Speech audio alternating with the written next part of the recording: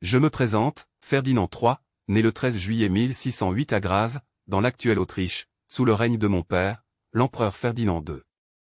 Héritier d'une dynastie glorieuse, les Habsbourg, j'ai grandi dans un monde en proie aux bouleversements politiques et religieux, un monde que j'étais destiné à gouverner. Élevé dans une foi catholique stricte, j'ai été formé à la diplomatie, à la guerre, et à l'art du gouvernement dès mon plus jeune âge. En 1637, à l'âge de 29 ans, j'ai succédé à mon père en tant qu'empereur du Saint-Empire romain germanique. Ces années furent marquées par l'ombre écrasante de la guerre de 30 ans, un conflit complexe mêlant rivalité religieuse et ambition politique, qui avait ravagé l'Europe depuis 1618. Ma tâche principale était de restaurer la stabilité et la paix dans un empire fracturé, un défi colossal qui définirait mon règne. Je me suis efforcé de mettre un terme à cette guerre dévastatrice.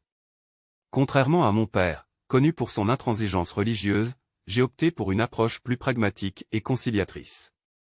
J'ai participé activement aux négociations qui ont conduit à la paix de Westphalie en 1648, un tournant majeur pour l'Europe. Ce traité n'a pas seulement mis fin à la guerre de 30 ans, mais il a également redéfini les frontières et les relations entre les puissances européennes. En tant qu'empereur, j'ai dû accepter des concessions importantes, notamment en termes d'autorité impériale sur les princes allemands. Cela a marqué le déclin du pouvoir centralisé des Habsbourg, mais je crois avoir sauvé ce qui pouvait l'être de l'Empire. Sur le plan personnel, j'ai été profondément marqué par les pertes humaines et les souffrances causées par la guerre. Je me suis toujours efforcé d'être un souverain pieux et juste. En tant que mécène des arts et de la musique, j'ai soutenu des compositeurs tels que Heinrich Schütz et contribué à l'essor de la culture baroque à Vienne.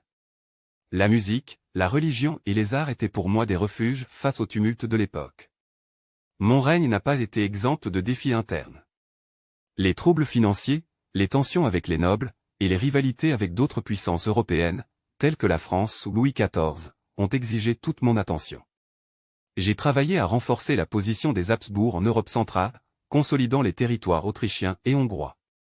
Malgré les revers, j'ai tenté de poser les bases d'un empire plus stable pour mes héritiers.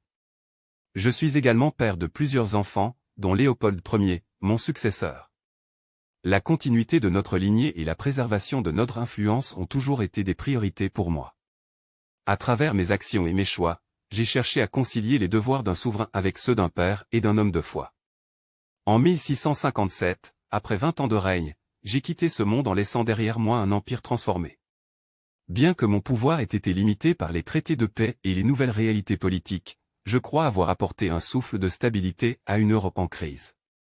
Mon héritage réside dans ma capacité à mettre fin à l'un des conflits les plus destructeurs de l'histoire européenne et à ouvrir la voie à une ère de coexistence relative entre les grandes puissances. Je suis Ferdinand III, un empereur qui a appris que la force d'un souverain réside autant dans sa capacité à négocier la paix que dans celle à mener la guerre.